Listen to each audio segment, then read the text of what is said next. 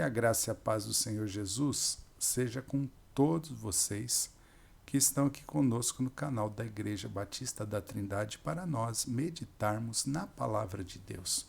Nós vamos meditar, nesse momento, no livro de Eclesiastes, no capítulo de número 8, versículos de 10 a 17, e o tema da nossa meditação, do nosso estudo, é as injustiças no mundo.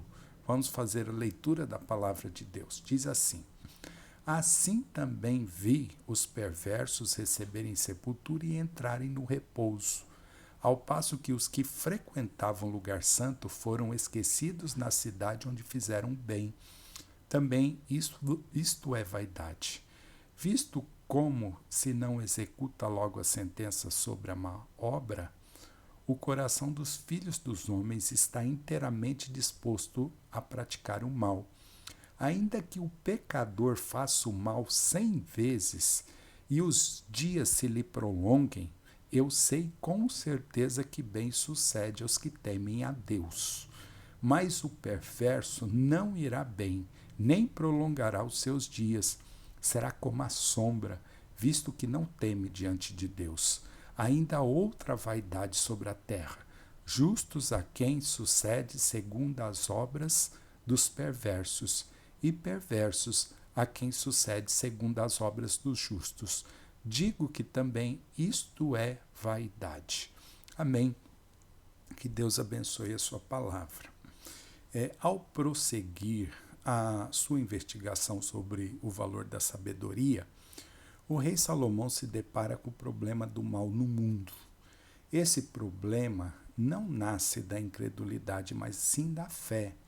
Se Deus não existe, só nos resta culpar a nós mesmos e ao destino por aquilo que acontece no mundo. Porém, se cremos em um Deus que é bom e amoroso, devemos encarar uma questão extremamente difícil, porque há tanto sofrimento no mundo. Será que Deus não se importa? Ou será que ele se importa, mas não tem poder de tomar uma providência? Salomão não nega a existência de Deus. Salomão também não nega a realidade do mal, mas também não limita o poder de Deus. Neste capítulo, o rei Salomão investiga o problema do mal, examinando 3 áreas importantes da vida: a autoridade, a injustiça e o mistério. Na semana passada, nós falamos sobre a autoridade. Nesta semana, nós vamos falar sobre a injustiça. E são 3 os ensinamentos desse texto que nós devemos considerar quando pensamos nas injustiças que acontecem neste mundo. O primeiro ensinamento é: a misericórdia divina não deve ser considerada como desculpa para o pecado humano.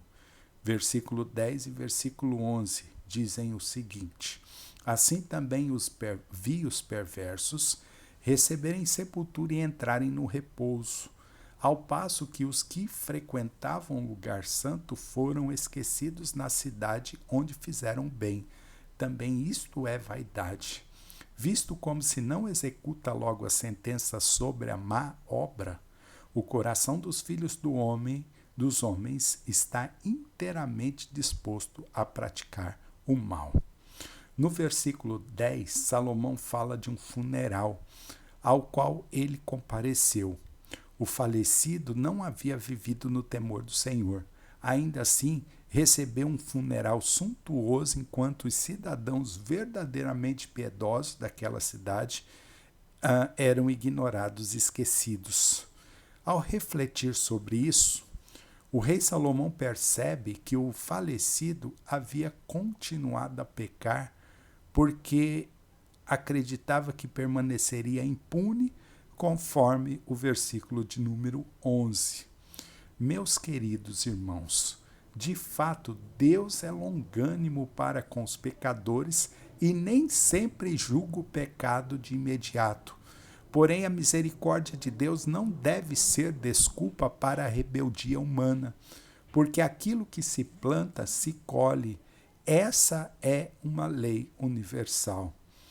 O segundo ensinamento deste texto é: mais cedo ou mais tarde, o perverso será julgado e o justo será condenado. Versículos 12 e 13 vão dizer isso. Versículo 12 diz: ainda que o pecador faça o mal 100 vezes e os dias se lhe prolonguem, eu sei com certeza que bem sucede aos que temem a Deus. Mas o perverso não irá bem, nem prolongará os seus dias. Será como a sombra, visto que não teme diante de Deus. Portanto, o melhor a fazer é temer ao Senhor e ter uma vida piedosa, ter uma vida de temor a Deus, de obediência a Deus, de amor a Deus.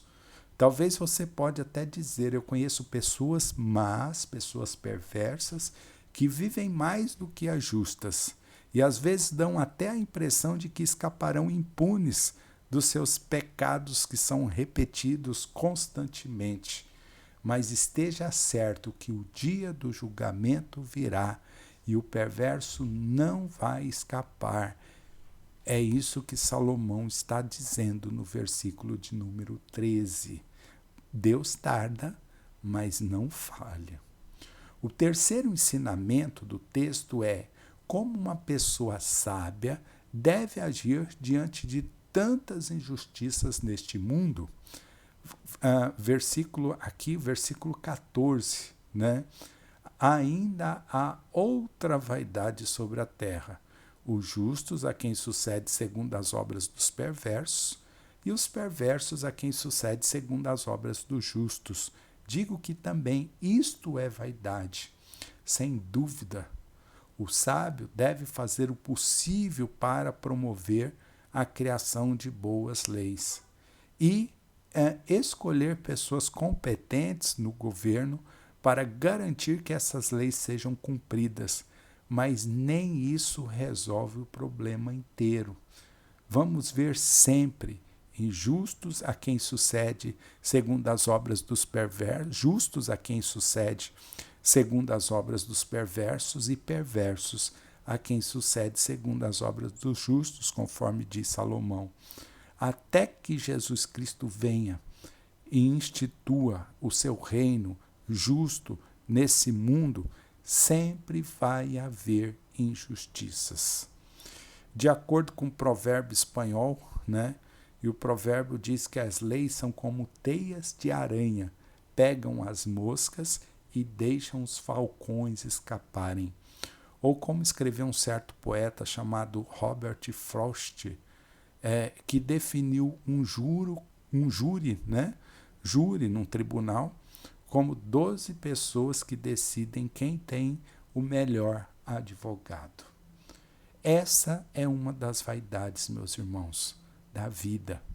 Diz Salomão no versículo 14, e nós não devemos aceitar as injustiças do mundo. Nós não devemos nos tornar também pessimistas, achando que nunca vai mudar, que nós não podemos fazer nada. Nós devemos confiar no nosso Deus, saber que existe injustiças neste mundo, saber que há justos que são esquecidos enquanto há injustos que são promovidos, que são agraciados, que são exaltados neste mundo. Mas Deus é juiz sobre todas as coisas.